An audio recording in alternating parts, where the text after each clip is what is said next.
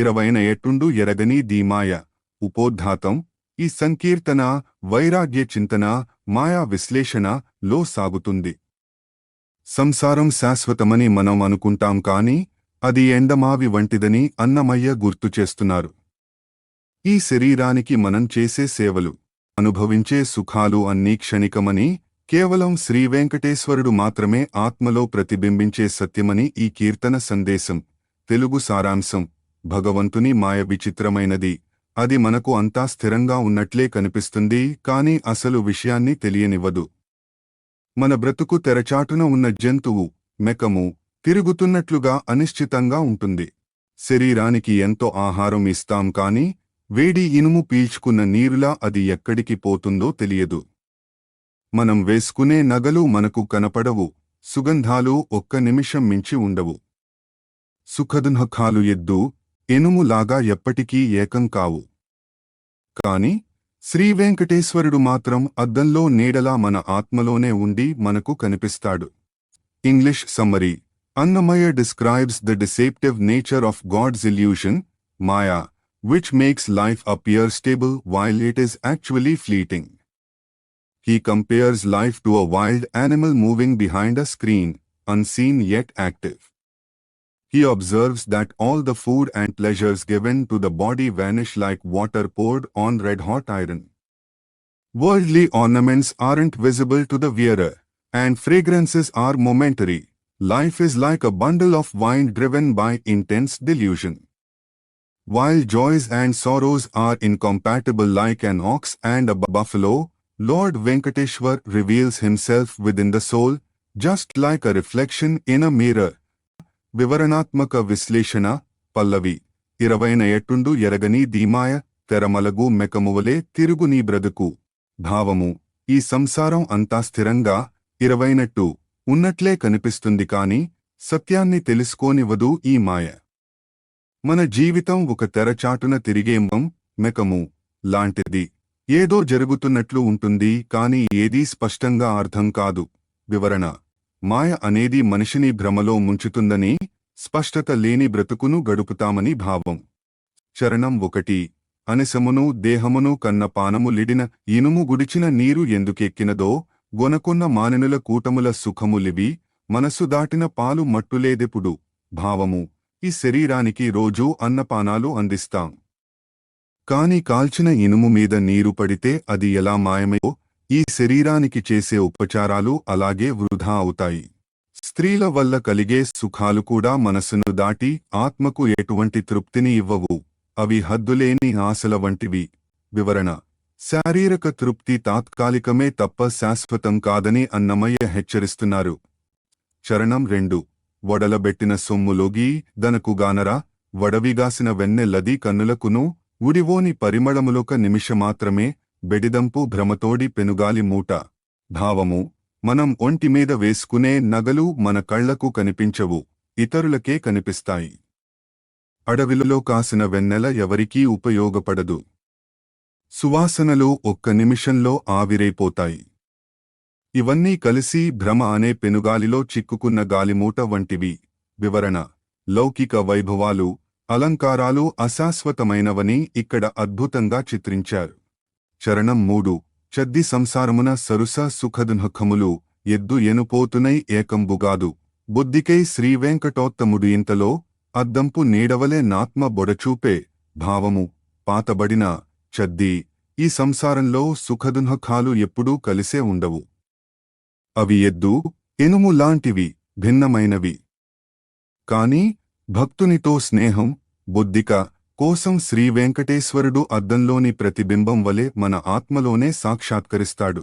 వివరణ: బాహ్య ప్రపంచంలోని వైరుధ్యాలను వదిలి అంతరంగంలో ఉన్న దేవుడిని దర్శించడమే నిజమైన గమ్యం. తాత్విక విశ్లేషణ: ఈ కీర్తన వివేక చూడామణి లోని సత్యాలను స్మరింపజేస్తుంది. శుద్బాధ, తృప్తి, దేహ పోషణ అనేది ఒక వ్యర్థ ప్రయత్నమని ఇనుము గుడిచిన నీరు అనే ప్రయోగం ద్వారా అన్నమయ్య చాలా బలంగా చెప్పారు. ద్వంద్వ నిరసన: సుఖదుఃఖాలు కలిసి ఉండవని, అవి నిరంతర సంఘర్షణ అని ఎద్దుఇనుము పోలిక ద్వారా వివరించారు. ఆత్మ సాక్షాత్కారం: దేవుడు ఎక్కడో లేడు, అద్దంలో నీడలా నీలోనే ఉన్నాడని చెప్పడం ద్వారా అంతర్యామి తత్వాన్ని బోధించారు. నీవేమి సేతువయ్య, నీవు దయానిధి వందువు. ఉపోద్ఘాతం. ఈ సంకీర్తన శరణాగతి రహస్యం, దైవ కరుణ గురించి తెలుపుతుంది.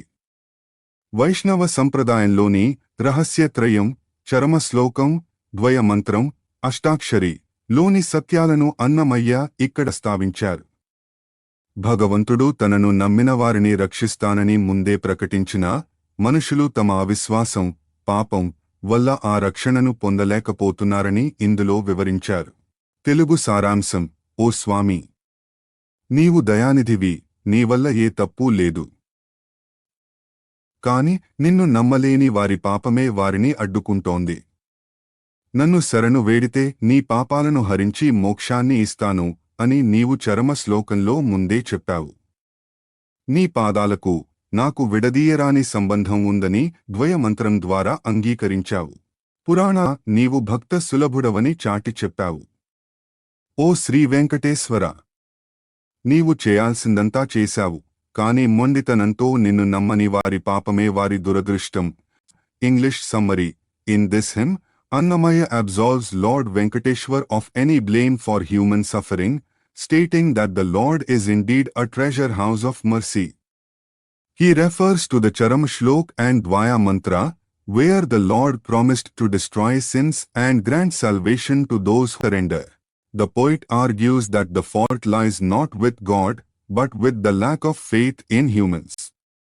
Despite being a Bhakta Sulbha, easily accessible to devotees, as declared in the Puranas, if people remain in misery, it is solely due to their own sins that prevent them from trusting him. వివరణాత్మక విశ్లేషణ. పల్లవి. నీవేమి సేతువయ్య, నీవు దయానిధి వందువు, భావించలేని వారి పాపమింతేకాని. భావము. ఓ స్వామి, నీవు దయానిధివని అందరూ అంటారు, అది నిజం కూడా. అటువంటప్పుడు నీవు మాత్రం ఏమి చేస్తావు? నిన్ను దైవంగా భావించి నవారి పాపమే తప్ప నీ వైపు నుండి ఏ లోపమూ లేదు. వివరణ. దైవం ఎప్పుడూ కరుణించడానికి సిద్ధంగా ఉంటాడని, పాత్రత లేని భక్తుడే ఆ కరుణను అందుకోలేడని భావం. చరణం 1. పరమపద మొసగి పాపమడంచేనని చరమశ్లోకమునందు చాటితివి తొలుతనే, నిరతిని భూమిలోన నీవల్ల తప్పులేదు, పరగ నమ్మనివారి పాపమింతేకాని. భావము. సర్వధర్మాన్ పరిత్యజ్య అనే చరమ శ్లోకంలో భగవద్గీత అన్నిటినీ వదిలి నన్ను శరణు కోరితే పాపాలను పోగొట్టి మోక్షాన్ని, పరమపదాన్ని ఇస్తానని నీవు ముందే ప్రకటించావు. ఈ భూమిపై నీవు నీ మాట తప్పలేదు, కాని నిన్ను నమ్మని వారి పాపమే వారిని బాధిస్తోంది. వివరణ.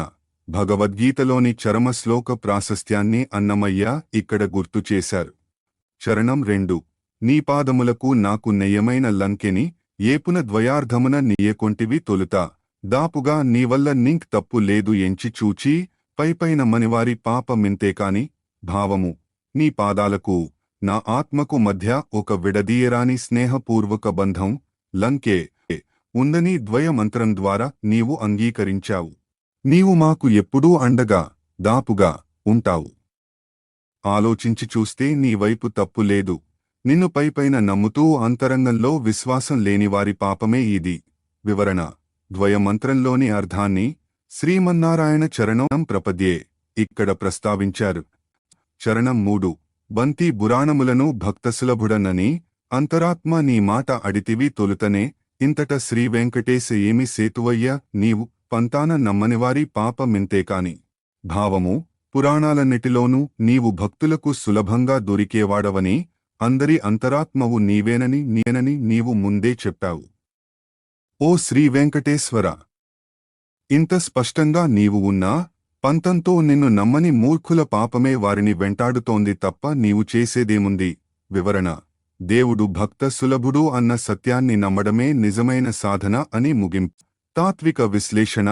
ఈ కీర్తన వైష్ణవ సిద్ధాంతాల సారాంశం. శ్రీ వైష్ణవ రహస్యాలు.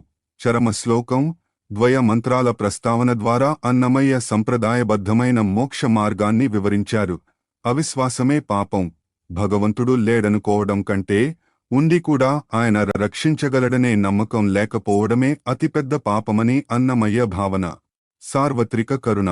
దేవుడు ఎవరినీ వివక్ష చూపడని, వర్షం అందరి మీద కురిసినట్లు ఆయన కరుణ అందరి మీద ఉంటుందని, అయితే మనమే గొడుగు, అహంకారం పాపం అడ్డం పెట్టుకుంటున్నామని తాత్పర్యం. కాయమనే ఊరికి గంతలు 9 ఆయ. ఉపోద్ఘాతం. ఈ సంకీర్తన శరీర రూపకతత్వం, ఆధ్యాత్మిక విశ్లేషణ గురించి తెలుపుతుంది. మానవ దేహాన్ని ఒక ఊరిగా, ఇంద్రియాలను ఆ ఊరి కాపులుగా, మనసును సైన్యాధిపతిగా వర్ణిస్తూ చివరకు భగవంతుడు ఈ జీవుడిని ఎలా ఉద్ధరించాడో అన్నమయ్య వివరించారు. లౌకిక వాంఛల మధ్య చిక్కుకున్న జీవుడికి శ్రీవేంకటేశ్వరుడే పరమగతి అని ఈ కీర్తన సందేశం. తెలుగు సారాంశం: ఈ దేహం అనే ఊరికి 9 ద్వారాలు, నవరంధ్రాలు ఉన్నాయి. పాపపు ఆలోచనలు ఈ ఊరిలో తిరుగుతున్న తలార్లు, బంట్లు. కామము, కోరిక అనే రాజు గద్దెపై కూర్చుని ఉంటే, కోపము అనే మంత్రి అన్ని దిక్కులను ఏలుతున్నాడు. వీటి వల్ల జ్ఞానమనే సంపద కొల్లబోయింది. చిత్తము అనే సేనాధిపతి విచారాలనే సైన్యాన్ని సిద్ధం చేసి ఇంద్రియ విషయాలకు అప్పగించాడు. కోరికలు పెరిగిపోయి పుట్టుకలు అనే భ్రమలు కలుగుతున్నాయి. సంసారమనే పెద్ద ఖజానాలో యవ్వనమే జీతంగా మారుతోంది. ఇటువంటి స్థితిలో శ్రీవేంకటేశ్వరుడు ఈ జీవుడిని ఒక రాజుగా చేసి నన్ను పాలించాడు, రక్షించాడు. English summary. In this metaphorical composition, Annamaya compares the human body to a city with 9 gates, Navrandras. Lust, Kama, is the king, and anger, Krodha, is the powerful minister. Due to their dominance, true knowledge is looted, and the senses behave like unruly inhabitants. The mind, Chitta, acts as a commander leading an army of worries, surrendering the self to sensory objects. Desires run wild, leading to the confusion of repeated births. In this grand treasury of worldly existence, samsara, youth is spent as a wage. Finally, Lord Venkateshwar intervenes, elevating the soul to the status of a king and protecting it from this chaos. వివరణాత్మక విశ్లేషణ. పల్లవి. కాయమనే ఊరికి గంతలు 9 ఆయ. పాయక తిరిగాడేరు పాపపు తలార్లు. భావము: ఈ శరీరం, కాయం అనే ఊరికి 9 రంధ్రాలు, గంతలు, ద్వారాలుగా ఉన్నాయి. ఈ ఊరిలో పాపపు ఆలోచనలు అనే బంట్లు, తలారులు ఎప్పుడూ తిరుగుతూనే ఉంటారు. వివరణ: నవరంధ్రాలతో కూడిన దేహం అశాశ్వతమని, అందులో పాపచింతన నిరంతరం ఉంటుందని భావం. చరణం 1. కాముడనేడి రాజు గద్దెమీద నుండగాను, దీము గోపపు ప్రధాని దిక్కు లేలీని, కోమలపు జ్ఞానమెల్లా గొల్లబోయ నాడనాడ, గామిడులేరింద్రియపు గాపులెల్లా నిదివో. భావము: ఈ శరీరమనే పట్టణానికి కామము, కోరిక రాజుగా సింహాసనంపై ఉన్నాడు. అతనికి కోపము అనేవాడు మంత్రిగా ఉండి అన్ని దిక్కులను శాసిస్తున్నాడు. వీరు ఉన్నచోట మెత్తని జ్ఞానమనే సంపద ఎక్కడికక్కడ దొంగిలించబడుతోంది. ఇంద్రియాలనే ప్రజలంతా క్రూరులై, గామిడులు ప్రవర్తిస్తున్నారు. వివరణ: కామక్రోధాలు మనదే జ్ఞానం నశిస్తుందని అన్నమయ్య హెచ్చరిస్తున్నారు. చరణం 2. చిత్తమనే దళవాయి చింతలనే పోజు వెట్టి, ఇత్తల విషయములు ఎన్నికిచ్చిరి, తుత్తుమురై కోరికెల దొండెము రేగగజొచ్చే, జొత్తుల వెరగుపడి చూచి బుట్టుగులు. భావము: చిత్తము, మనసు అనే సేనాధిపతి, దళవాయి, విచారాలు, చింతలు అనే సైన్యాన్ని, పౌజు మోహరించి ఇంద్రియ విషయాలకు తనను తాను అప్పగించుకున్నాడు. దీనివల్ల కోరికలనే గందరగోళం పెరిగిపోయి, మనిషి దిక్కుతోచని స్థితిలో పడి మళ్లీ మళ్లీ జన్మలు ఎత్తుతున్నాడు. వివరణ: మనసు అదుపు తప్పితే అది విషయ వాంఛల వైపు పరుగెత్తి పునర్జన్మకు కారణమవుతుందని తాత్పర్యం. చరణం 3. బలు సంసారమనేటి భండారము ఘనమాయ, కలదిగి జవనపు కైజీతము, ఇలలో శ్రీవేంకటేశుడింతలో జీవుడనేటి, బలువుని రాజుజేసి పాలించే నన్నను. భావము: ఈ పెద్ద సంసారం ఒక ఖజానా, భండారము లాంటిది.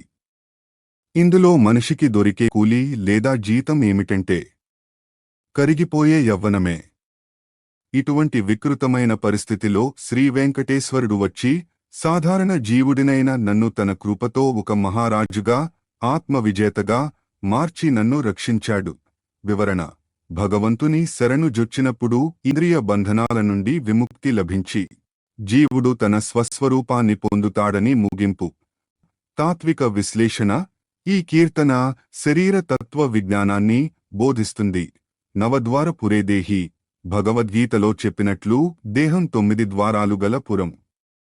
అందులో ఆత్మ నివసిస్తుంది. అరిషడ్వర్గాలు కామ, క్రోధ, చిత్త వికారాలు మనిషిని ఎలా దారి మళ్లిస్తాయో అన్నమయ్య రాజకీయ వ్యవస్థతో పోల్చి చక్కగా వివరించారు. భగవత్ కృప: మనిషి తనంతటా తాను ఇంద్రియ పట్టణం నుండి బయటపడలేడు. కేవలం వెంకటేశ్వరుని అనుగ్రహం ఉంటేనే వాడు బానిస నుండి రాజుగా, ముక్తుడిగా మారగలడు. అట్టివేళ గలగని దదివో వివేకము ఉపోద్ఘాతం. ఈ సంకీర్తన వివేక లక్షణం, ఆత్మస్థైర్యం గురించి తెలుపుతుంది. మనిషికి కష్టాలు, కోపతాపాలు, ఇంద్రియ వికారాలు ఎదురైనప్పుడు తన నిబ్బరాన్ని కోల్పోకుండా ఉండటమే నిజమైన వివేకమని అన్నమయ్య ఇందులో వించారు. భగవంతుని దాసుడయ్యే వరకు ఈ అలజడులు తప్పవని ఆయన హెచ్చరిస్తున్నారు. తెలుగు సారాంశం: కష్ట సమయాల్లో లేదా మనస్సు కలత చెందే వేళల్లో చలించకుండా ఉండటమే నిజమైన వివేకం. అంతా ప్రశాంతంగా ఉన్నప్పుడు శాంతంగా ఉండటం పెద్ద విశేషం ఏమీ కాదు. సముద్రం పొంగినట్లు ఇంద్రియాలు విజృంభించినప్పుడు, బడబాగ్నిలా కోపం దహించినప్పుడు, సంసార భారము కొండంతై మోయలేనప్పుడు ఎవరైతే స్థిరంగా ఉంటారో వారే జ్ఞానులు. అజ్ఞానికి కోరికలు పెనుగాలిలా చుట్టుముడతాయి. కాని శ్రీవేంకటేశ్వరుని దాసుడైన నాడు ఈ బాధలన్నీ తొలగిపోతాయి. English summary: in this him Annamaya defines true wisdom, vivekam, as the ability to remain calm and composed during turbulent times. He argues that being peaceful when everything is stable is no great feat. The real test is maintaining equanimity when senses surge like an ocean, anger burns like subterranean fire, or worldly burdens feel as heavy as a mountain. For an ignorant person, desires act like a gale, tossing them around. Annamaya concludes that all these disturbances will persist until one completely surrenders to Lord Venkateshwar and becomes his true devotee. వివరణాత్మక విశ్లేషణ పల్లవి: అట్టివేళ గలగని దదివో వివేకము, మట్టుపడితే శాంతము మడియేలా భావము. కష్టాలు చుట్టుముట్టిన అటువంటి సమయంలో అట్టివేళ కలత చెందకుండా ఉండటమే అసలైన వివేకం. అన్నీ అదుపులో ఉన్నప్పుడు మట్టుపడితే, ఉన్నప్పుడు శాంతంగా ఉండటంలో గొప్పదనమేముంది? వివరణ: ప్రతికూల పరిస్థితుల్లో మనిషి వ్యక్తిత్వం బయటపడుతుందని, అప్పుడే నిలకడగా ఉండాలని అన్నమయ్య సూటిగా చెబుతున్నారు. చరణం 1: జడధులు వంగినట్టు సందడించు నింద్రియములు వడలిలో జీవునికి నొక్కొక్కవేళ, బడబాగ్ని రేగినట్టు పైకుని ముంగోపము ఉడికించు మనసెల్ల నొక్కొక్కవేళ. భావము: ఒక్కొక్క సమయంలో సముద్రాలు, జడధులు పొంగినట్లుగా ఇంద్రియ కోరికలు దేహంలోని జీవుడిని ముంచెత్తుతాయి. అలాగే సముద్రం లోపల ఉండే నిప్పు, బడబాగ్ని ఒక్కసారిగా పైకి లేచినట్లుగా ముంగోపం మనసును దహించివేస్తూ ఉడికిస్తుంది. వివరణ: ఇంద్రియాల వేగాన్ని, కోప స్వభావాన్ని ప్రకృతి వైపరీత్యాలతో పోల్చి వాటి తీవ్రతను వివరించారు.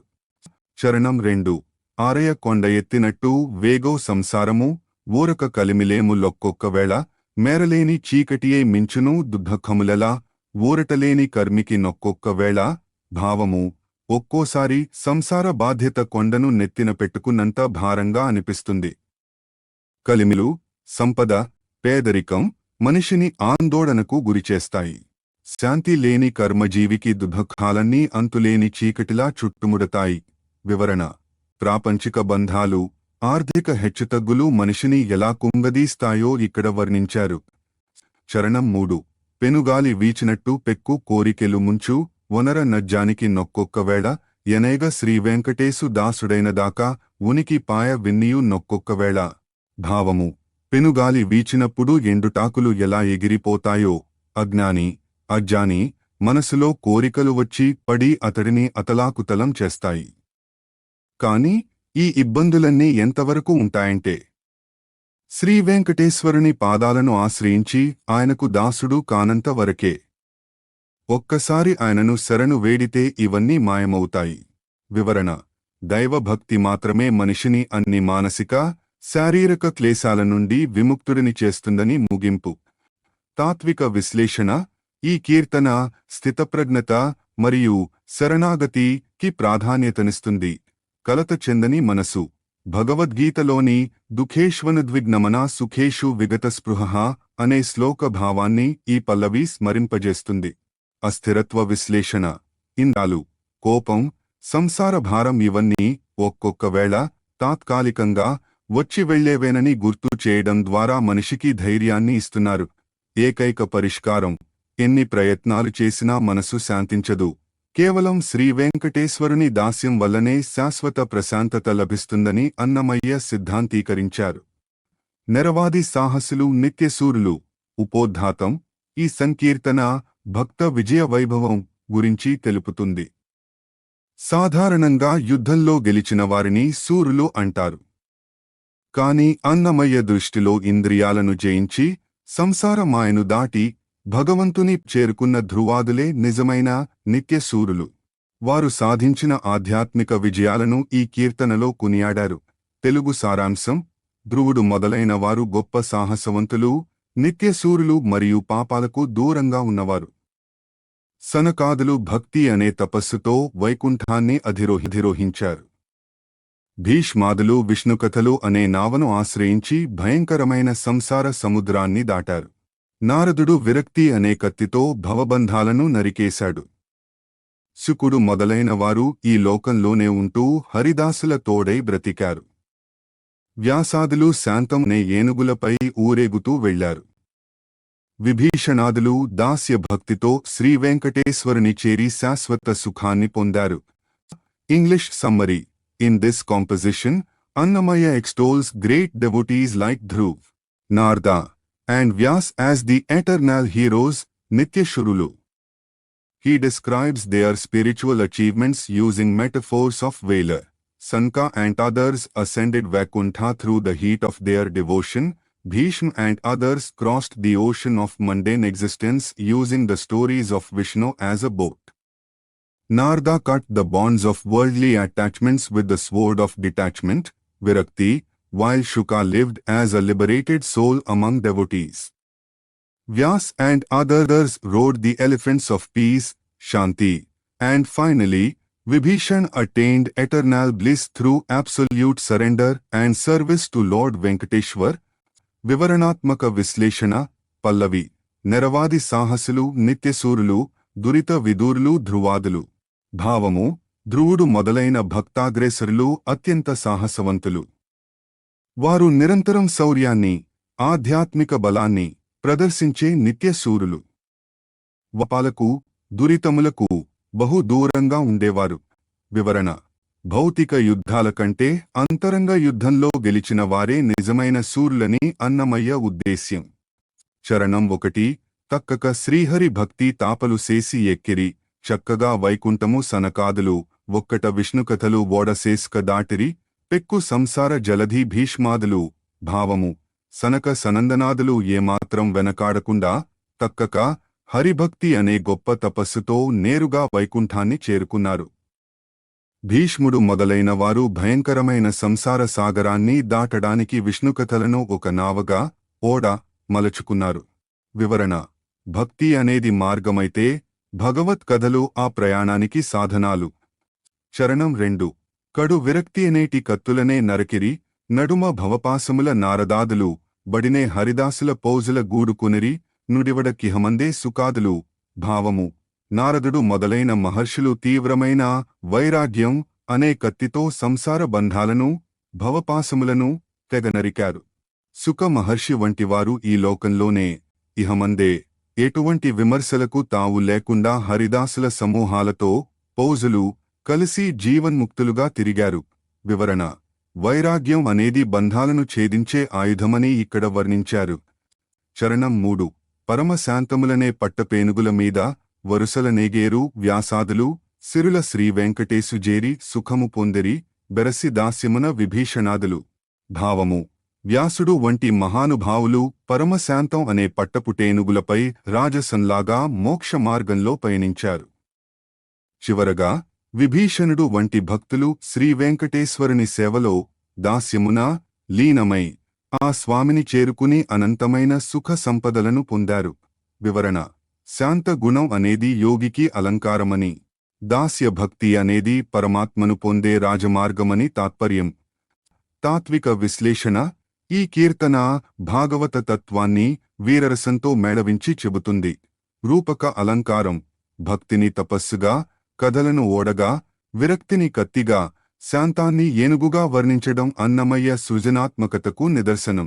ఆదర్శమూర్తులు: మనకు దారి చూపడానికి పురాణ పురుషులైన సనక, నారద, భీష్మ, శుక, వ్యాస, విభీషణుల ఉదాహరణలను ఇచ్చారు.